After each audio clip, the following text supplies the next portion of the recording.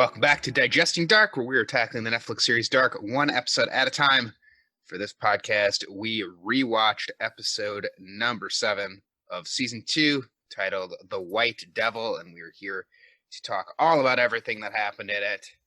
I am Zach Brooks, and I am joined by the Claudia to my Egon, Aaron Brooks. Hello, how's it going? Good. Yeah, I didn't think of one for this, and that was the first one that came to mind. I guess like Claudia Egon is the key to this episode. Although you could be the Jonas to my Claudia. Yeah, it was called White Devil. Yeah, so the White Devil, the Black Angel. We'll talk all about that. So, of course, Digesting Dark, we are going through every episode of Dark, one episode at a time, rewatching them through the end of season 2, which is only this episode and one more. Tomorrow's the finale.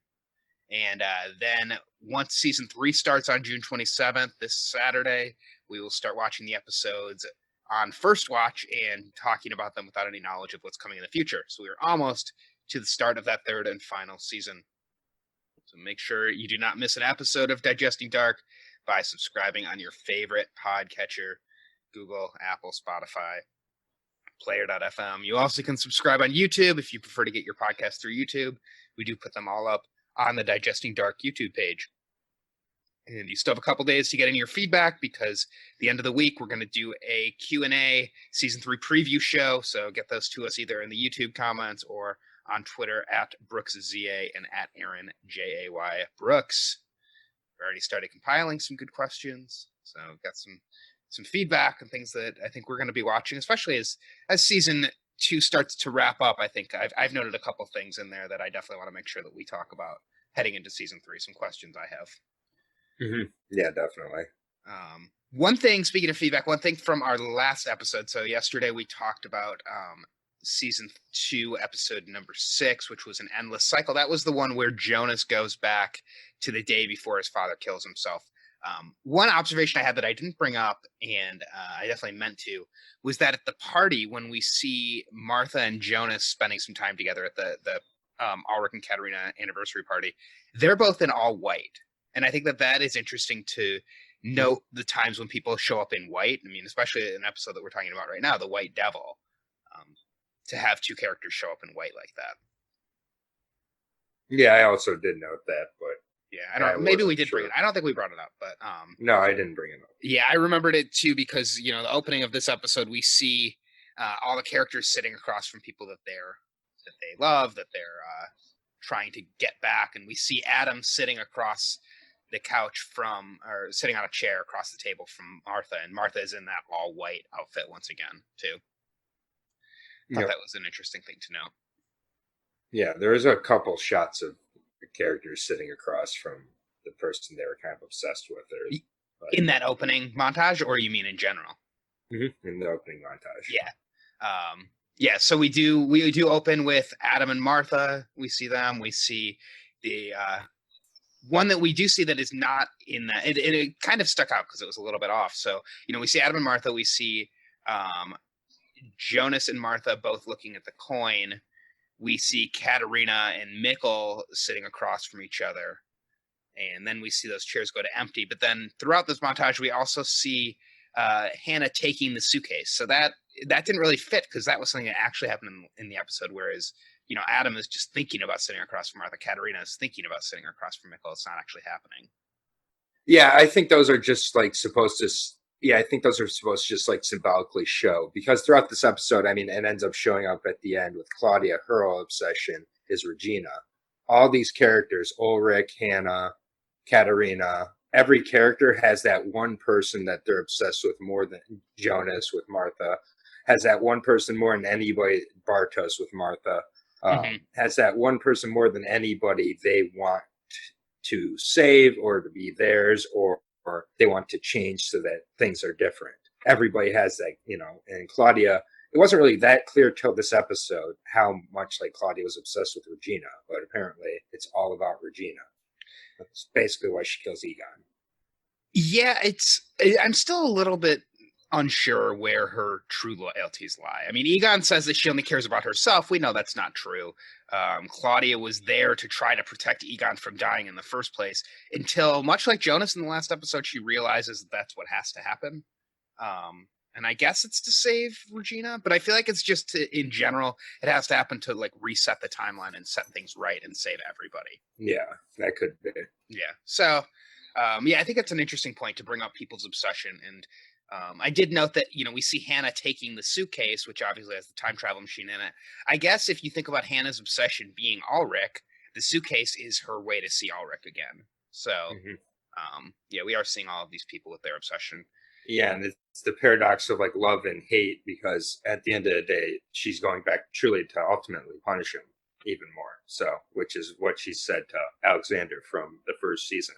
She wants to punish Ulrich. So, yeah. So, and we can talk about it when we get there. But do you think she went there with the intention of punishing Ulrich, or do you think she went there with the intention of trying to get Ulrich back and then realized it doesn't matter what her intentions were going there. I mean, she went there wanting Ulrich, and then when she saw it, and immediately we can talk about when we get there, but immediately he brings up Katerina and his family, and it sets her off. She realizes he's never going to be hers. So then she's back there already, so now she's going to punch him. So it doesn't matter what her intentions were really going back. I think it was that she wanted to see him, and that he was going to just see her and fall, and just it was going to be this storybook thing she's always wanted from him, but it wasn't. Yeah. All right.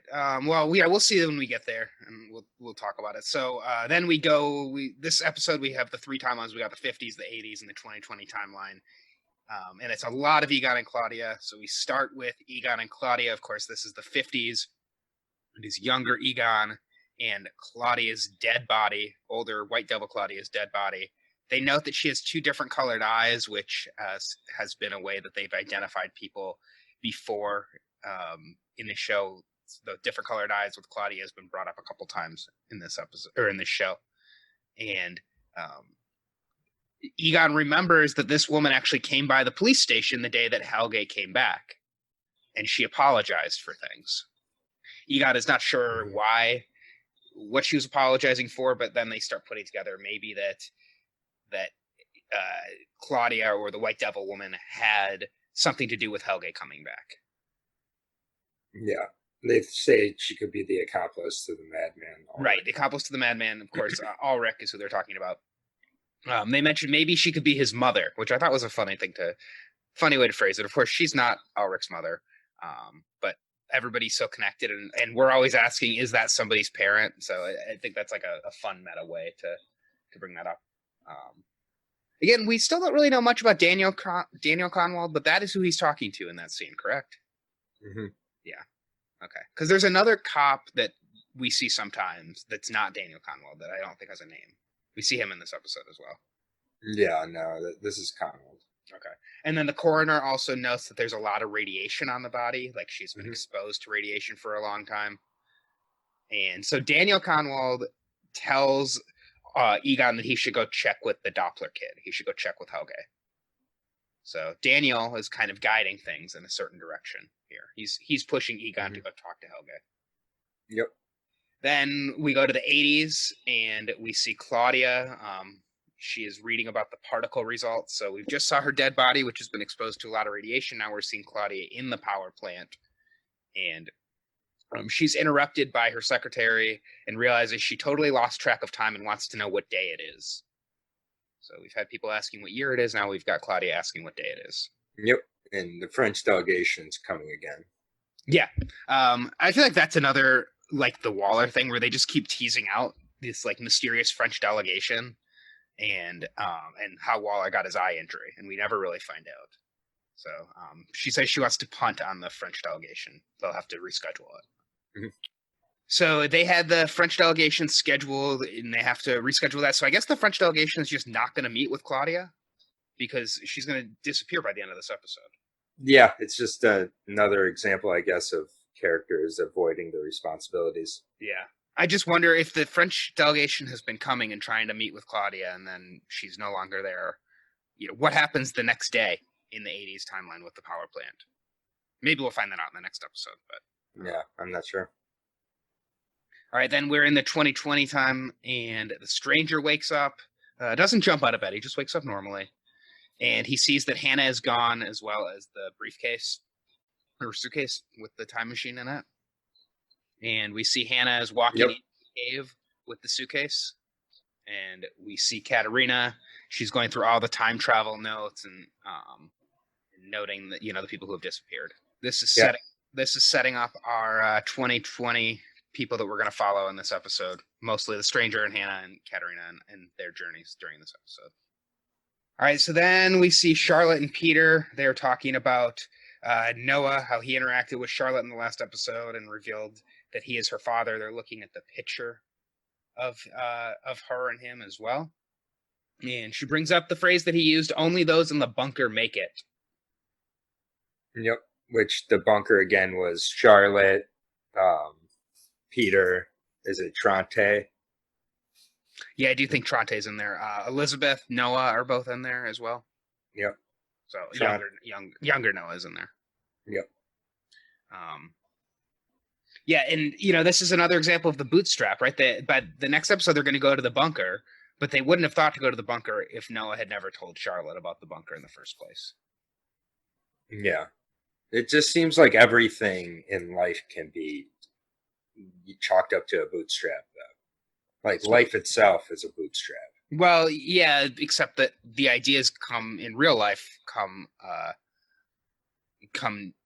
sequentially, right? And in this show, the ideas come from somebody from the future telling somebody about something they already know. Yeah, it's just all messed up. Yeah. So they by the end of the next episode, they will be in the bunker when the apocalypse happens. Charlotte also brings up that Noah said her mother is alive. I don't remember Noah saying that. Well, he mentions how he was looking for her and that he was going to bring her back to his mom. Yeah, I guess it's more that he found out that he found out what different times people were at. So that might be what they're talking about there. Yeah, and he's talked about how he's traveling through time for her to bring Charlotte back to her. So I think she's maybe making an assumption or reading between the lines a little bit. Yeah. Charlotte's mother, though, going to play a key role in the finale. Yeah. A little bit out of nowhere with how little kind of setup they have with it now. Through the season. I thought maybe there'd be some between the lines type of, little hints or something, but it's not really addressed until the finale and then it's there. Right. And we are seeing a few times throughout this season, but more than we saw her in season 1, but it's not like she's playing a huge role until you know how she's going to play into the end game. Yeah, and I think that's going to be similar to Scarface. I think Scarface is going to be a huge role next season. That kind of pops out of nowhere from this season. Mm-hmm. Yeah, I like she's that idea. She's definitely a key. She looks way too much like Martha to not be related to Martha. Mm-hmm. So, that's a good point. We'll see.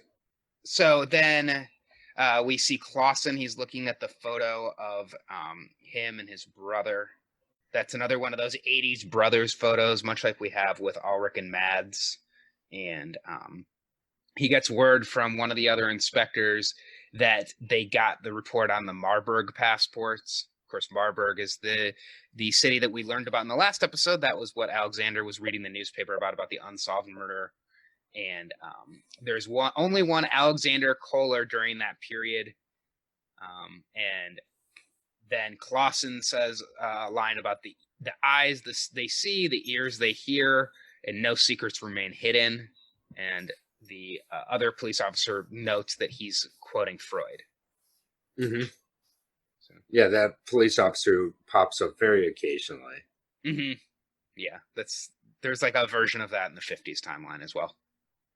So one of the people who commented mentioned Freud, and that Freud is famous for the id, the ego, and the superego, which is 3. And the word ego is very similar to the word egon. Mm-hmm. So, but I don't know if we have anybody that's close to id or superego. Super egon, I guess. So Bartos is then talking with Martha and Magnus. While he's talking, Martha's looking at the coin, the St. Christopher coin, and she tells them that she thinks Jonas is back. But Francisca thinks that they need to tell somebody. They need to tell everybody about what's going on because they don't know what to do with this information about time travel and that they just went to the 80s and they know how it works. I noticed that it was weird the way people were standing in this scene. And it might have been because I paused at this point, but Magnus and Elizabeth are standing on one side with Martha in between them, and then Bartos and Francisca are standing on the other side. I didn't really notice that. I don't know. I noticed they were on the train tracks. Yeah, they were on the train tracks.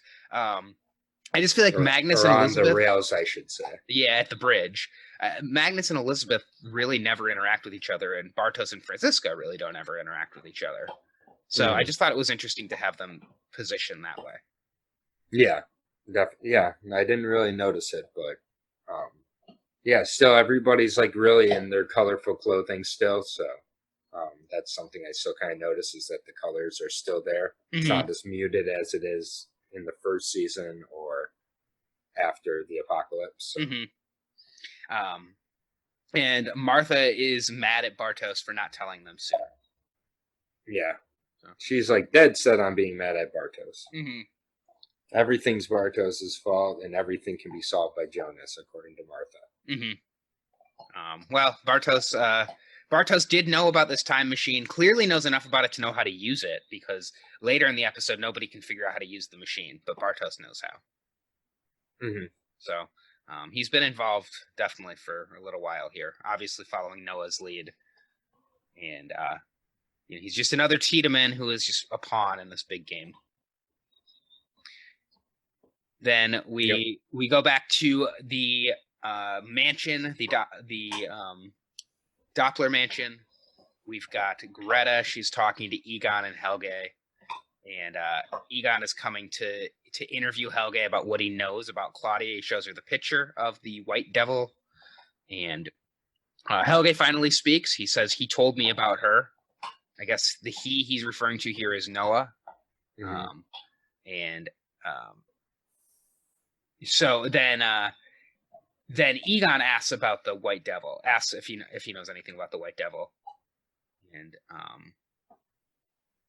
Helge says she wants to kill us. Egon says she's dead. She can't hurt us. And Helge says she hasn't even started yet. So Helge knows that obviously this woman that they're investigating is Egon's daughter. He might not realize it's Egon's daughter, but realizes that this version of this woman has not even started her work yet. And I thought, it was interesting to be back at this house. So still no Burned. We still don't know where he is. I think he's left at this point. I think that he found out his version of the truth about Helge, and that was enough for him to give up on it. Yeah, it's one of those where he might be disappearing, much like Claudia is disappearing, right? Like at the end of this episode, Claudia disappears to travel through time. Maybe that's what Burned is doing as well. Yeah, or he's just fully dedicated to the power plant at this point and nothing else. Yeah, we just don't know where he is. I'm surprised through this whole rewatch how little Burned we got. Yeah. I mean, we've only seen him in a wheelchair like 2 times. And I guess we did see him meeting with Claudia a few episodes ago about the radiation at the power plant, about the God particle. But then since then, we haven't seen him, and we'll have to see if we see him in the finale. Yeah, I don't remember if we do or not. Yeah. So yes, and it was good to see this house. So somebody else pointed out one of the things that I didn't realize is that this mansion, the Doppler mansion, is what becomes the Winden Hotel in 2019. Oh.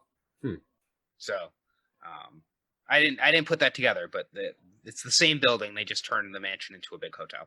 So that's a giant mansion if that's what happens to it. So. Yeah, I didn't. I'm really bad with the geography on this show. Yeah, I mean, sometimes I try to pay attention to it. It definitely makes it. It's nice how they tie stuff together. So it's interesting to see that when that becomes the case. Yeah, it's interesting that the Dopplers end up just in another random house. Is Charlotte and Peter just in another random house then? Okay. Yeah. And Regina ends up taking. So the Tiedemans end up taking over that mansion. If that's the case, I don't know if that's confirmed. That's just what somebody said. So I'll have to, next time they show the outside of the hotel, maybe we'll have a chance to pay attention to that. All right, so then we go back to the 80s with Egon and Claudia. Claudia shows up at Egon's apartment or house or whatever, and she says that she took the day off, but wants to know why he hasn't started moving to her house yet. She says, why waste any time? Egon says that he prefers it at home, and then mentions that he has to go to chemotherapy today.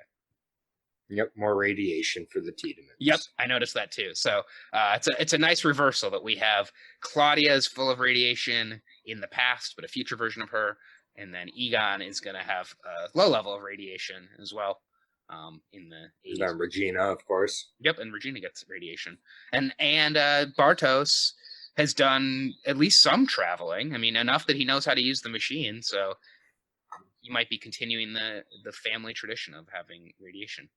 Mm-hmm. All right, and then we see a scene between Clausen and Waller. Speaking of the Tiedemans, they are at Alexander's office. They're meeting with him at the power plant, and they're there to arrest him. They show him the information from Marburg and talk about the last personal ID from Marburg, the Alexander Kohler. That's him. He says, do you notice anything weird about this? And Alexander looks at it, doesn't notice anything. I think even if I was trying to hide something, I wouldn't notice anything here. Because the difference is that it says that he's 5'8", but he's only 5'6". Yeah, I mean, that seemed really weird to me. Yeah, like, and Alexander says this is ridiculous, and I agree. I mean, it's 2 inches. Like, I don't know if the height, probably not the weight on my driver's license is correct. Mm-hmm. Yeah, like, that's 2 inches. Also, so what I don't quite get with this, and we get into it later when he's talking to him about his brother being named Alexander Kohler and disappearing when they were kids.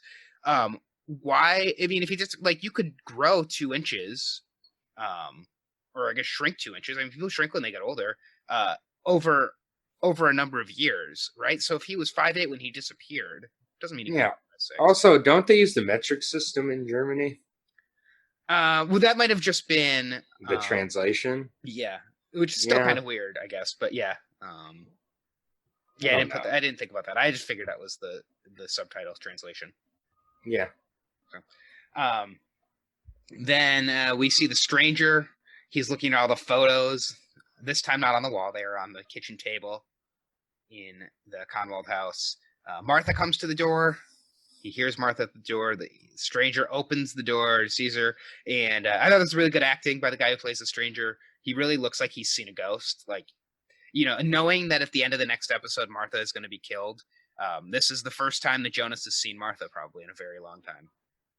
Yeah, and he also knows this like brief moment of like niceness is not going to last longer than 30 seconds. Right, because the truth is going to come out. Right. Yep. Truth is going to come busting through the door with a wrench. But before that happens, Martha said she wants to know Hannah's opinion. She's asking the stranger who he is. Martha starts having deja vu, much like Hannah did in the last episode that we saw. And Jonas mentions that it's a glitch in the Matrix or a message from beyond.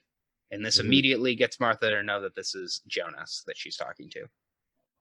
Yeah, so like a lot of people, this is just like the move in dark. It's like make a reference to like whatever your person's weird line that only they say is. So, like, what would my line be if you came from the future and you wanted me to know that it was you, that and like only something you'd say to me? Well, if I tell you that now, it's gonna screw things up when I do come back from the future. But I feel like it would be try 8.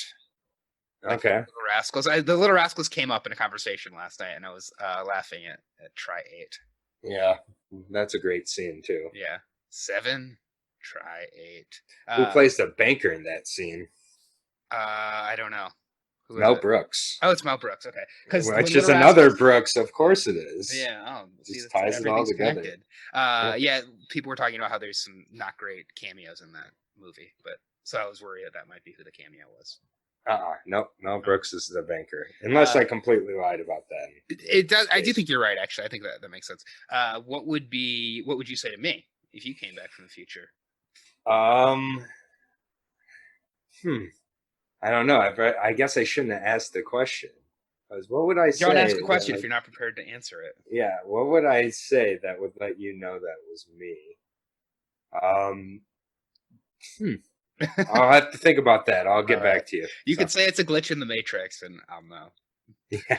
Now at this moment, we set the wheel in motion. Now the glitch in the Matrix. I'd probably just make a reference to Oz. To Oz, you trap me under a bench. Yeah, now that's a rewatch podcast. We should do. Oh man. Um, Back so to I did Oz. note. So I searched in my notes for the word Matrix because I was like, I know this line has come up earlier. This line also came up in episode 1. So it's not just a callback, but it's a callback to the very first episode. So it mirrors so much what we saw between Jonas and Michael in the last episode. Yeah, I think they mentioned deja vu and a glitch in the Matrix in the first episode. Yep. Yeah, it's the same line. Yep. So it's all part of one line. So it's a nice callback. Jonas asked Martha if she found the pendant, and there once again the St. Christopher coin. St. Christopher coin playing a much bigger role than Burned in this final season. Probably a bigger role than Elizabeth in this final season. Maybe we'll see a Christopher character next season. Ooh, yeah, maybe. All right, so yes, he's going to catch her up on everything. We're going to go then to the 80s, and we're going to see Egon getting his chemotherapy. I noted one thing that I think I'm not going to go back and rewatch all the episodes, but I did notice the clock behind Claudia says 2 p.m. It's around 2 p.m. And the clock behind Jonas when we come back to Katerina showing up at their house says 4 p.m. So if everything is kind of happening in real time, just over different years, and we're watching it, and it makes sense, right, that we're watching throughout the day, so it starts in the morning and goes to the evening, that you could actually judge how long things are going if you look for the clocks in the background. So, yeah, maybe. I know I pointed out before, like, the clock on Jonas's phone and if those numbers were significant, but I think even if you just watch it for how much time has passed, like, okay, so if this next scene happens at 2 p.m., that means Jonas and Martha are spending at least 2 hours catching up before Katerina interrupts them. Mm-hmm. Yeah, that could be.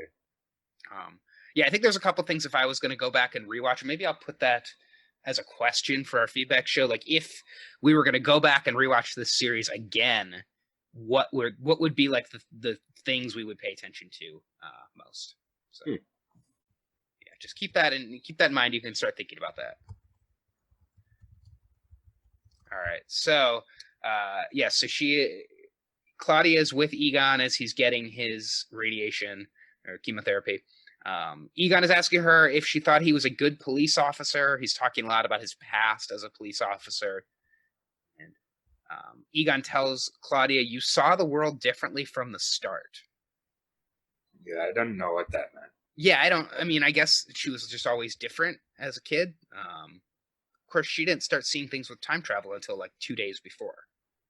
Mm-hmm. And Egon says that my problem is that I don't see the world for what it actually is. So Egon is finally starting to come around to what Ulrich had been trying to tell him, that he needs to open his eyes. He's not woke to what's going on. Mm-hmm. And he says, I think I did something really stupid in the past. And then he brings up Back to the Future. He says the film where the kid and the old man traveled back in time in the car. And I was thinking, oh yeah, of course they're referencing Back to the Future because it only came out like 2 years before this. So it would be fresh in their mind. Yeah. That's a good point. Yeah. And he mentions that he thinks time travel has something to do with Mads and Helge disappearing and all the other things that happened so long ago. I forgot about Mads. Yeah. Maybe we'll find out more about Mads in the next season, but it might just be that he's just like Eric and like some of these other kids. Remember the name of Elizabeth's friend who disappeared? Can you remember him? Yassine. Yassine, yes. Good job. All right. So then we go from 80s Egon to 50s Egon. And 50s Egon is also going to be meeting with a woman. And it is Hannah. Hannah is sitting in his office. I had a lot of questions about this scene, but I'll go over it and then we can go through some of those questions. So Hannah is in all black. I wrote down that she's like the black devil or maybe the black angel. And Hannah says that she's looking for her husband. And Egon asks her what her name is, and she says Katerina Nielsen. Yep. Of course, the Nielsens are the family that is living in Egon's house right now. And Agnes Nielsen is the one who is having an affair with Egon's wife. Yeah, and he asks about if she knows Agnes. Yep, yeah, later on in the episode. Because I did note that. I was like, doesn't he recognize the last name Nielsen? I mean, it's like this town, everybody seems connected. You would think he would have asked. It just took him a little bit. So my big question, how did Hannah know to get to the 50s? Maybe Jonas mentioned it. Yeah, I mean, I guess the only way that it would be is that she knew Egon, or she knows Ulrich is in the 50s because of the stuff that she saw in the bunker when she was talking to Charlotte. But I mean, like, literally, how did she know how to use the machine? We've only seen that machine be used to go back 30 years. So how did she know how to go back 66 years? I mean, I guess she could have tried twice. Or maybe, yeah, like you said, maybe Jonas explained it, but I think Jonas explained it because in the last episode, Jonas even says, I shouldn't have trusted you as much as I did. So I think Jonas just unloads everything that Hannah needed to know to do what Hannah ends up doing. Okay. That would be my assumption. I wondered if, because we've asked this question before, right? We asked it about Mikkel and we asked it about Gretchen, the dog. And both times somebody actually led those people through. It wasn't just that they accidentally discovered time travel. It was that they were led through. They were led to do it. Yeah. And so I just wonder if, and there's another line later in this episode that kind of makes me think that, if Hannah was actually led by somebody back to 66 and shown how to go back to 66. Yeah. So then back in the present timeline, the 2020 timeline, Martha and Jonas are sitting at the table and they're looking at all the pictures. She says that she gets it. She gets what's going on. All of a sudden, Katerina is at the door. She's pounding on the door and looking for Hannah. When nobody answers, she breaks down the door. So like you said, the truth comes barging in the front door. Yep. And then right away, the stranger takes Martha and tries to protect her and shield her behind him. Kind of like a childish reaction. Right. Definitely. And it's like another kind of like a, not like a love triangle, but a family triangle, right? We have aunt and grandmother and grandson. And she unloads all of it about him. Yep. Yeah. She tells everything to Martha. She says, do you know who he is? Wants to know if he told her where her brother is. She says, Mikkel is Michael. And, he lets them know that Hannah has the machine because Katerina wants the machine to go rescue Mikkel. And then Martha reveals they have a machine. Yeah, that Magnus has a machine. So that's another one that I would love to have watched is like, it's just really hard to track all of the different machines. I mean, I think it's just one machine. It's just different different ages of this machine throughout the different ones that we're seeing. Yeah. Because one thing that kind of makes it tricky, and I'm not sure what's going to happen with this, is that Hannah has the machine back in the 1950s. So at some point, somebody has to get the machine from Hannah in the 50s. Unless that's like narratively the last version of the machine, the latest version of the machine. So something has to happen in the 50s if Hannah is there and just stays there with the machine. Somebody has to end up getting that. Maybe it's why Hannah gets killed. Yeah. I think more and more I'm on board with the fact that Egon is going to end up killing Hannah. Probably when he can't figure out what she's lying about or something. So then we hear about Clausen talk about his brother, how he disappeared like Mads, and like Mikkel. And Clausen says that his brother's name was Alexander Kohler. Clausen, much like Alexander, he used his mother's maiden name, so he went from Kohler to Clausen. Yep.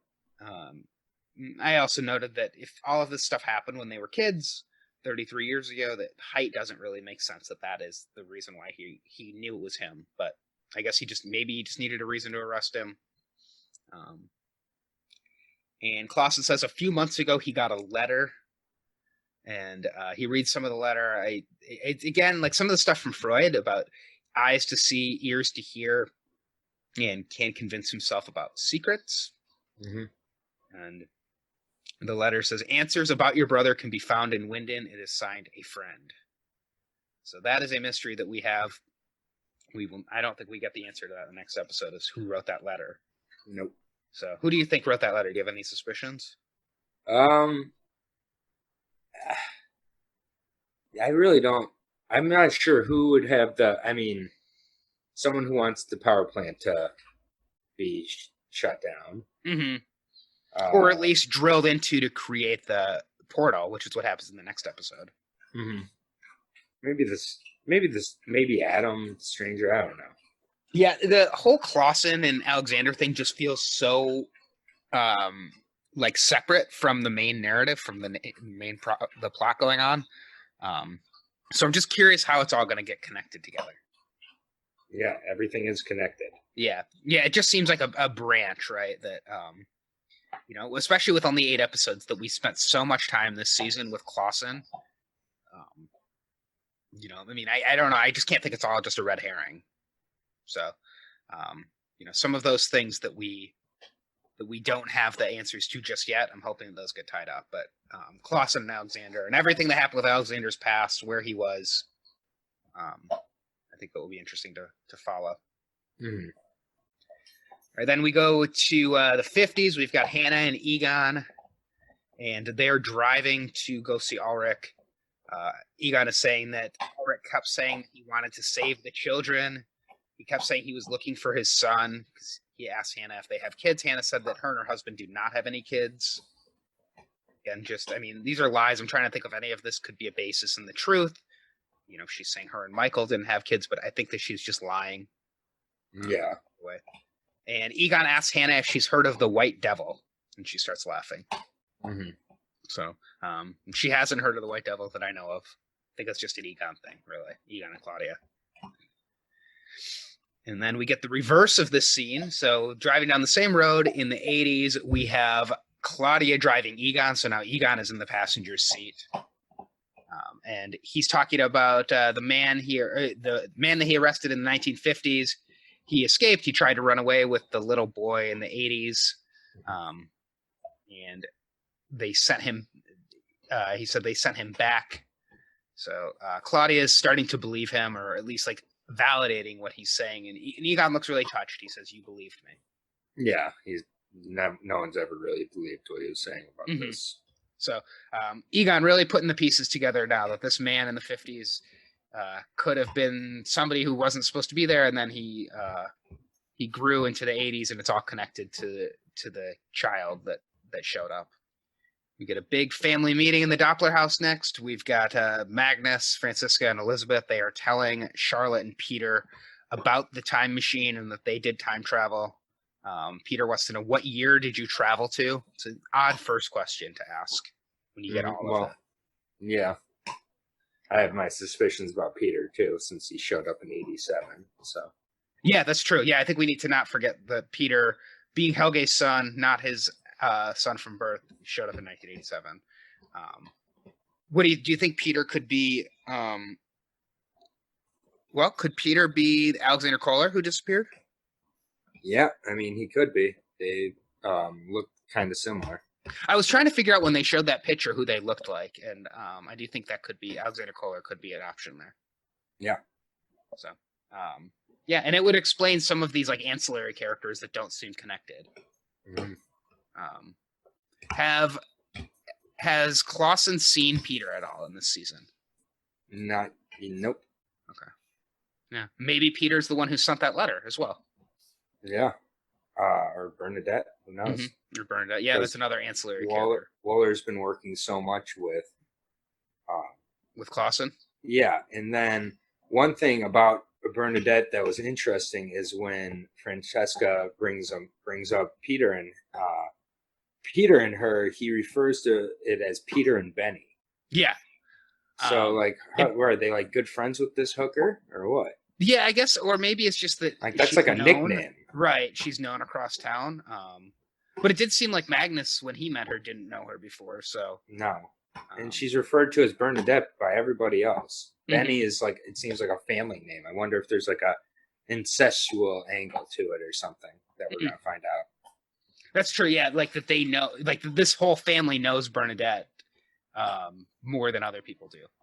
Yeah, maybe they know that Bernadette isn't just a prostitute, but maybe it's like a sibling of Peter. I don't know. Something. Well, it is Waller's sister. Yeah, we know Bernadette is Waller's sister, and Waller works with Waller works with Charlotte very closely. So maybe it's just that, it's like the family of her partner. Yeah, who knows? But just a thought. Yeah. So Martha calls Magnus, gives him the lowdown that Jonas is back. He says, just like Bartos predicted, that Jonas would be back. And then there's all these secrets are coming up. Francisca stands up and yells at her family and says, this is what's ruining everything. And yes, this is when she brings up Peter and Bernadette. I did note that Elizabeth is just kind of sitting there, and the camera, I think, ends on a shot of Elizabeth. Mm-hmm. So Elizabeth is going to have her own secrets that she doesn't know about yet. She's just kind of taking everything in. I guess, again, I keep forgetting that she's deaf also. So all this is going on around her, and it might be really hard to follow because she can't. Yeah. I also noticed Magnus looks more related to the Dopplers than he does to the Conwell or the Nielsen's. Oh, interesting. He looks like he's a sibling of those two. Well, it's kind of weird to have this family meeting and then Magnus is there, right? Like it's all of just their family and then Magnus as well. And I get Magnus is Francisca's boyfriend, but yeah, and Magnus just looks nothing like Martha. I don't know. It's just but who knows? Yeah, Magnus does kind of stick out. All right, then probably the scene of the episode here, I think. In the 50s, Hannah arrives at the mental hospital. She asks for some time alone with Ulrich. They start talking, and Ulrich, at first, he's been much like his son Mikkel, right? Where he's been drugged up and psychologically brutalized. He's like not quite sure what is going on. He doesn't even know if it's really her. Asks if she's an angel, which of course she is in all black. So if we're, the episode is about the White Devil, the reverse of White Devil is the Black Angel. And so Hannah is the Black Angel in here. And Ulrich is asking about Mikkel. He's asking about Katerina, Martha, Magnus. And Hannah immediately shifts as soon as he starts asking about all of his family and not asking about her. Mm-hmm. She says, it feels different seeing you today. And she brings up that she can't remember him ever saying that he loved her. And as soon as he says that, he starts saying, of course, I love you, I love you, I love you. He says it over and over again. He says, get me out of here and I'll leave Katerina. He's also like snotty, very snotty. His nose is like running everywhere. It's pretty gross. Yeah, he's a little bit of a mess. Yeah. And he said, I wouldn't need anyone. This is what Hannah says. Hannah says, he said I wouldn't need anyone. Who is he? This is the line that made me wonder, like, who is helping her travel here? Because some guy told Hannah, you won't need anyone. Who is this he? She says, I don't need anyone now. They start pulling Ulrich back. He's still yelling, I love you, but he's also yelling, she's a liar. So, like, two very different things. And Hannah goes back to Egon and says, that is not my husband. Yep. So, did that line stick out to you that he said wouldn't need anybody? Because it just didn't make any sense in the moment. Yeah, I guess now I didn't think about it in the moment, but now thinking about it, I'm not sure who that could be referring to. Yeah, maybe it's Adam, maybe it's Bartos. So it's definitely a he. Yeah, it just seems like everything else has been explained so fully. The fact that Hannah just like magically knows to and how to go to the 50s to me sticks out. Yeah. Then we see a happy photo of the Nielsen family. Katerina is looking at that. But this photo, 100%, they are all smiling. They all look very happy. Now, I don't know if this is the exact same photo that we've seen before where they don't look happy, but we've seen family photos where they are not happy. Everybody's smiling in this photo. Yep, I noticed that too. Yep. Martha comes and hugs her from behind, which we've seen this like hugging from behind from a couple people. We saw Hannah do it with Jonas. I think Hannah also did it with Michael. So I guess it's just the way people hug on this show. Mm-hmm. And Martha says it'll all work out. Well, for Martha, she's going to die in the next day, so not going to work out for her. Yeah. Magnus comes back with the machine, and he opens it for the family. So Magnus, Martha, and Katerina are opening the machine and looking at it. Magnus says he doesn't know how to use it because, of course, Magnus doesn't know how to use it. And they're talking about how Mikkel and Ulrich are in another time. I did note that this version of the machine looks very new. It's much shinier than some of the other versions we've seen. So is this machine that Bartos has been using and now that Magnus has, is this the machine early in its life cycle and we're going to see it travel through different time periods, throughout the show, and then end up being like a much more weathered, darker version of the machine. Yeah, I think so. Mm-hmm. So, yeah, it's like very hard to track which machine, but it is just one machine. That's just different ages of the machine. Yep, kind of like people. So with the machine. Mm-hmm. And then we go back to the 80s. Okay, maybe I misspoke. Maybe the scene between Hannah and Ulrich wasn't the scene of the episode, because this might be the scene of the episode. Maybe the scene of the season, really. Claudia and Egon go there to get his stuff, and Egon is starting to put things together even more. He's talking about how Ulrich went to the caves both times he tried to run away. What is in the caves? And he starts getting suspicious of Claudia. He says, "Why are you really here?" He realizes that the power plant is actually connected to the caves, and that maybe she's trying to protect the power plant. She gets very defensive and yells at him and says, "There's nothing in the caves and there's no time travel." He says, "We must search the caves." Yep. Before moving on to other parts of this scene, did you have any thoughts on what's going on here, about him finally starting to put things together? It's similar to how Ulrich is wanting to search the caves with Alexander. So once the closer they get to the caves, the closer they're getting to being eliminated or disappearing. Or taking off. Yeah, that's true. And it's another example of the cop being suspicious of the power plant, and this time it's his own daughter who he's suspicious of. Yep. She is acting suspicious, like the way that she's like, "You need to come back with me immediately," and all of that. Definitely kind of weird. So Egon says he's going to call the police, and he picks up the phone, and he's going to let them know to start searching the caves in the power plant. Finally, Claudia starts to tell him more information. She says, "What is in those caves is beyond science. It turns everything upside down." That, of course, is the liquid God particle that's down there. Egon tells her that she has no heart and she only cares for herself. Of course, this isn't true. She cares about her family, but she's coming off looking like she only cares about herself. They start fighting over the phone, and it seems to last for a while, that they're like pulling the phone. And I know where this was going, and I'm just like, oh, probably the first time I watched this, I knew where this was going too. Because I think we, the viewer, are starting, much like Egon, to start putting together like, oh, that he's going to die from mysterious causes. It's not going to be from the cancer. He's going to do what he does. And he falls backwards. He hits his head on the table, and literally his blood is on her hands as she touches him. Yep. So she hangs up the phone, and I thought the shot was really great, because when she hangs up the phone, right behind it, you can see a picture of child Claudia right next to the phone. Yeah, I noticed that too. With the two loops in her hair. Mm-hmm. And I think she does call 911, but then she hangs up before she can tell them what's going on. Yep. And she says the phrase, "There will be sacrifices. Everything must happen as it always has. And if everything goes right, she will live. Regina." So was this what the older version of Claudia said to her when they met? This line? Yeah, I think so. And I think it's just like another version of, in this show, people having to tell themselves the story they have to tell themselves so that their truth can exist. Mm-hmm. I think that's what this is. Because I don't think everything she's been doing has been for Regina. That seems pretty disingenuous. Mm-hmm. Right, I agree. But it's like, tell yourself that now, mm-hmm. because that's what you're going to have to. Right, and it does seem like this is what puts Claudia down the path to becoming the White Devil, that she thinks that she has to be this Time Lord in order to reset everything and make bad things never happen to her family. So yep. That's what she tells herself.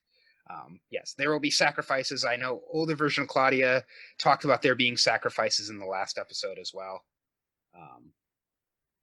So I thought, this was interesting. I wasn't quite sure, how the police didn't realize that something nefarious happened when they get there to find. They find Egon because there's obviously an article about it. Mm-hmm. And it says died of mysterious causes. Well, the mysterious causes don't look that mysterious to me. He fell backwards and hit his head. Yeah, maybe they more meant who did it. But yeah, I don't know. Yeah, and that she didn't realize. I guess she only saw what she wanted to see, but it seems like she would have read in the article and realized that this is what the situation is. But in trying to prevent Egon from dying, Claudia, of course, caused it. She was the cause of his death. Yep.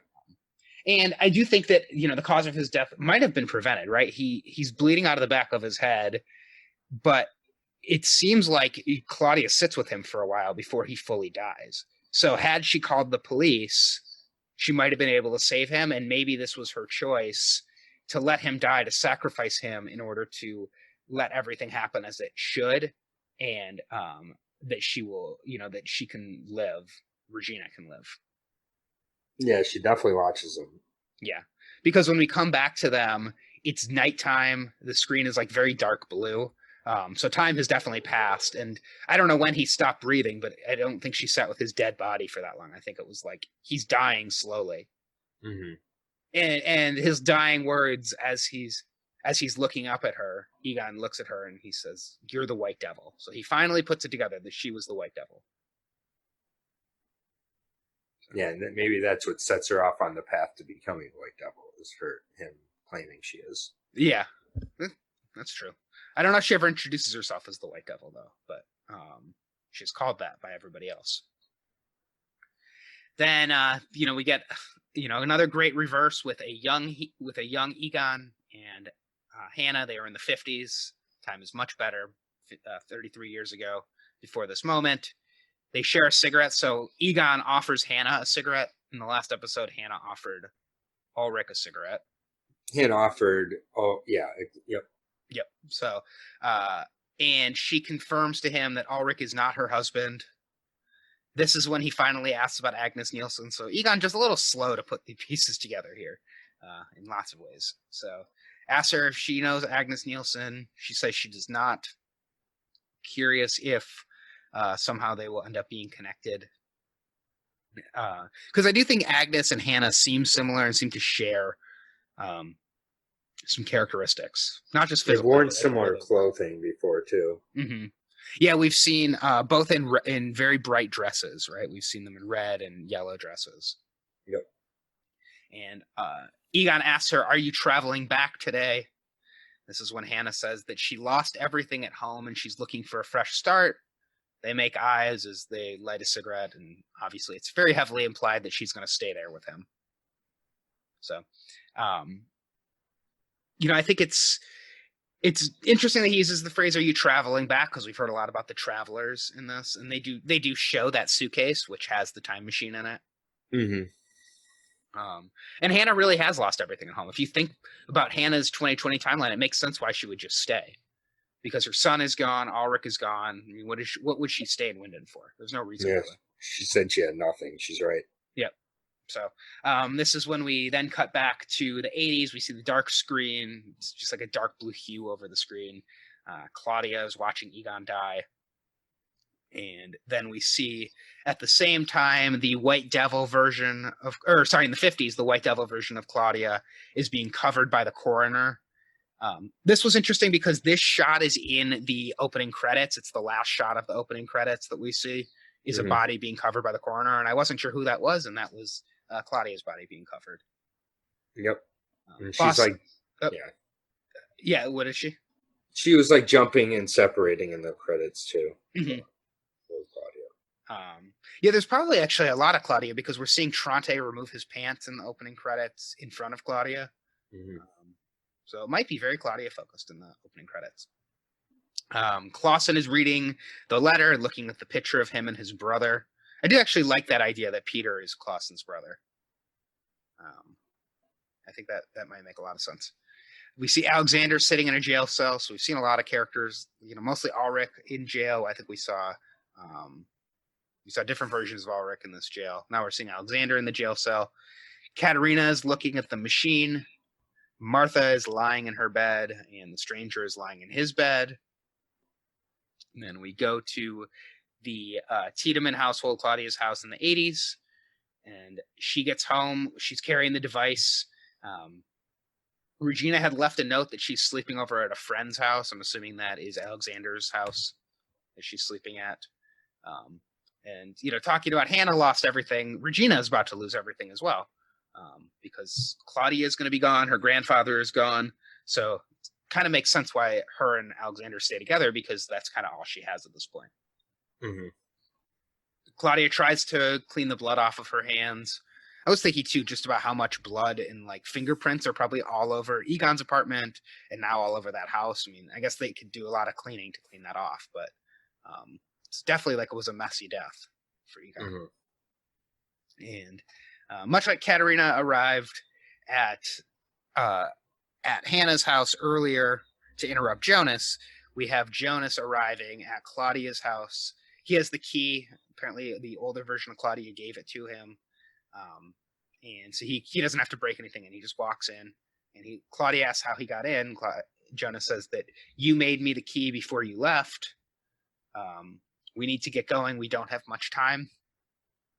Now, this version of Jonas, it's a little confusing, but this version of Jonas that we are seeing is basically the version of Jonas that we've been following all season, plus about a year, I think, or maybe 6 months. Because this version of Jonas, it seems like, has been traveling and working with older Claudia since they left together on June 20th, 2019. Yep.